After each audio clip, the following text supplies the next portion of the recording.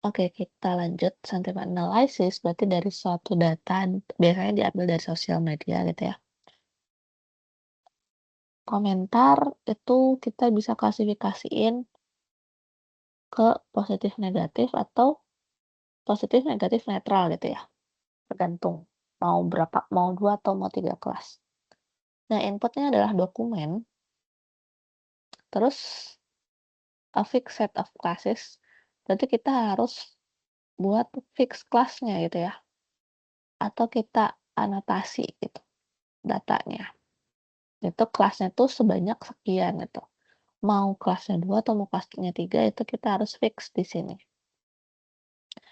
Nah, kemudian a training set of M hand label document. Jadi ketika ada dokumen satu, maka labelnya adalah C1 dan begitu seterusnya.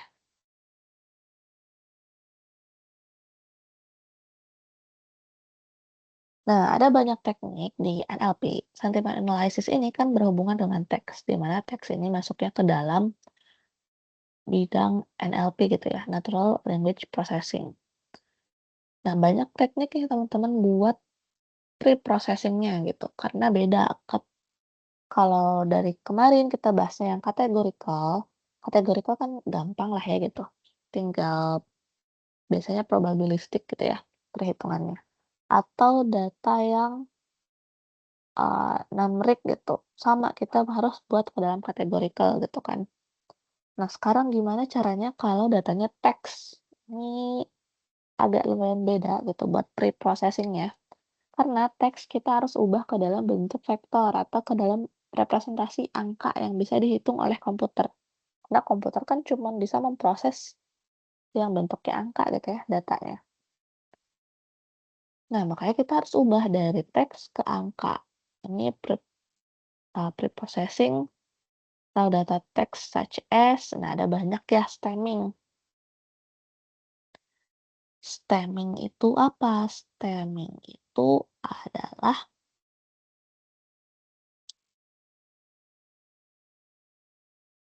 ubah ke kata dasar. Contoh, stemming. Contohnya adalah membaca gitu ya. Ini kata dasarnya apa? Kata dasarnya adalah baca ya. Jadi setiap ada kata itu ketika diterapkan stemming, maka dirubah dari kata awal jadi kata dasar. Stop removal, stop word removal itu menghilangkan kata-kata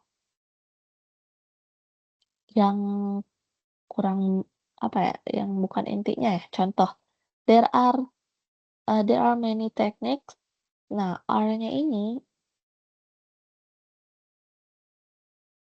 pokoknya ketika ada apa, kata depan tuh namanya R gitu ya. Terus ada in, to, ini dihapus. R, in, to dihapus gitu ya. Karena intinya dia nggak punya makna yang jelas gitu ya. Terus lemmatization mirip sama stemming, bedanya adalah kalau lemmatization dia harus berdasarkan kamus atau dictionary gitu ya. Terus ini udah nih, ini baru pre-processing atau data cleansing ya teman-teman. Kalau biasanya kalian di data yang kemarin-kemarin data cleansing-nya adalah ngehandle apa sih namanya, ngehandle outlier, missing value. Nah, kalau teks kita harus bersihin gitu ya. Kita data cleansing seperti ini, ada stemming, stop word removal, lemmatization, dan masih banyak lagi. Ada lowercase, Lowercase itu jadi semua teks diubah menjadi huruf kecil semua, dan masih banyak lagi. Nah, setelah bersih datanya, maka baru kita ubah dari data tersebut, si kata-kata tersebut, kata input yang sudah bersih menjadi fitur. Fiturnya dalam bentuk vektor angka ya. Ada banyak macam teknik untuk mengubah dari teks menjadi angka. Yang paling konvensional adalah n-gram proses. Terus ada TF-IDF, terus ini untuk yang basically dia pakai machine learning. Kalau pakai deep learning ada Glove, ada apalagi ya, aduh lupa, Word2Vec, terus dan masih banyak lagi ya saya lupa. Nah, si n-gram ini prosesnya gimana? Probabilistik, mirip sama kayak yang tadi naive Bayes. Unigram berarti 1 gram gitu ya. Kan n-gram. Kalau unigram berarti 1 gram. Nah, 1 gram ini prosesnya mirip sama naive Bayes yang tadi. Jadi ada berapa banyak sih kata misalnya ya dari satu kalimat ini sampai sini gitu ya. There are many techniques in natural language processing to pre-process raw text data gitu ya. There itu ada berapa banyak sih di dalam satu satu kalimat ini gitu ya, atau nanti di dalam satu dokumen ini. R itu ada berapa banyak sih gitu. Main itu ada berapa banyak sih? Nanti dibagi dengan total jumlah kata yang unik gitu. Nah, untuk lebih deep-nya, lebih dalam ya, kalian bisa belajar di Natural Language Processing kelasnya, dan juga di text mining. Contoh nih, sentiment analysis tadi kan mau dua kelas ya, positif sama negatif. Oke, dari positif kelas, baris pertama, I really really love that movie. It's such a great story. Berarti mana sih yang membuat si kalimat tersebut positif? Kata mana? Itu kata pertama ada love, kedua great.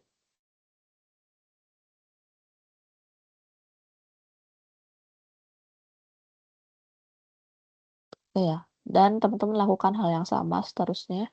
Terus kalau yang negatif, example, berarti yang mana sih yang membuat si kalimat tersebut negatif? Berarti ada kata bad. Oh, sama sleep ya. Sama sleep.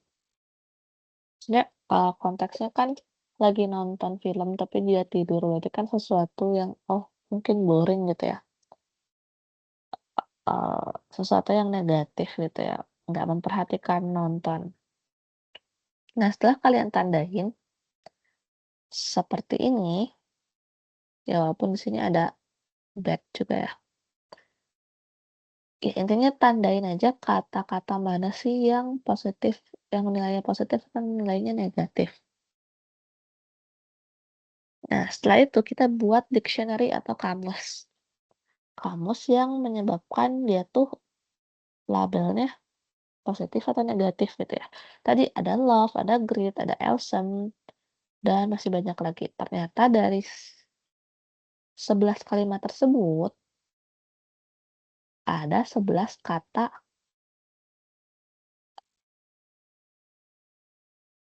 yang dia tuh ada positifnya, ada yang bernilai positif, bisa juga bernilai negatif gitu ya, dan bernilai negatif.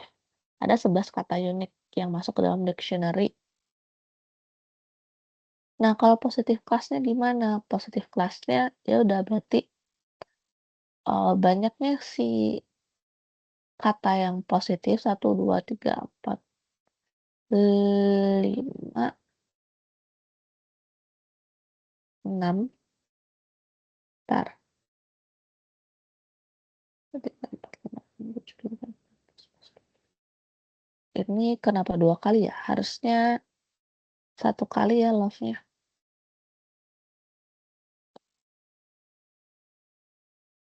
Ini entar saya hapus karena kata unik ya dictionary ini adalah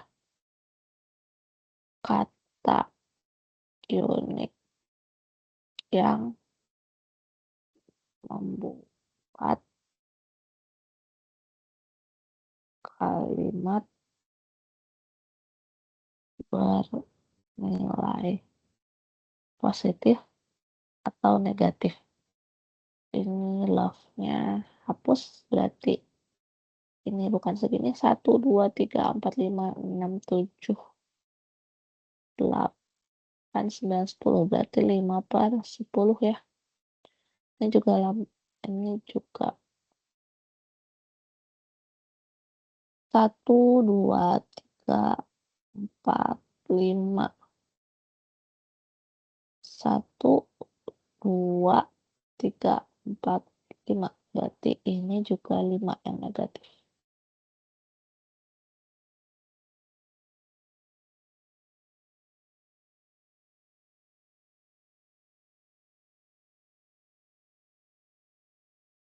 Ya anggaplah gitulah ya. Ini tadi harusnya 10, ini juga 10.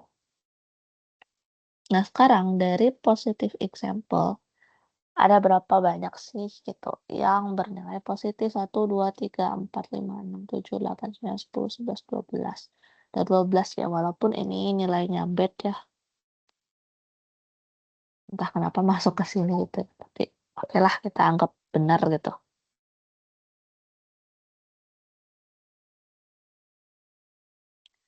Terus yang negatif ada 10.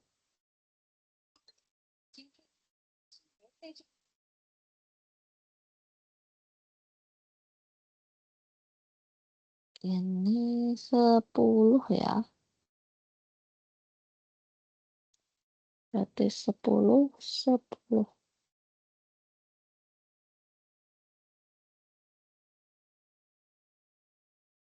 Nah sekarang, kita ngehitung berapa sih probability kata tersebut ketika dia positif.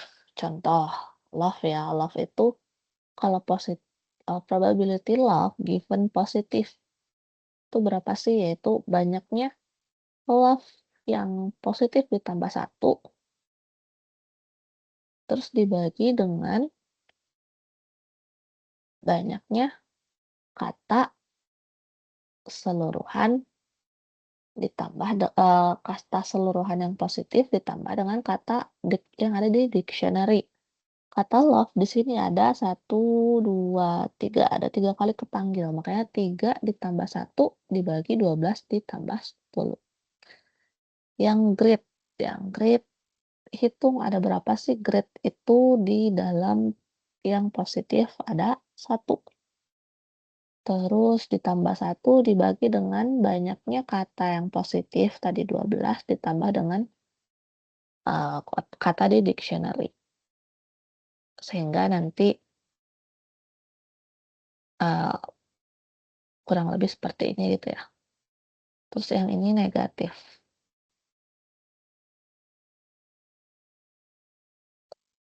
Masih sama sih kesananya. Eee, oke saya buat ini ya, saya buat part selanjutnya entar.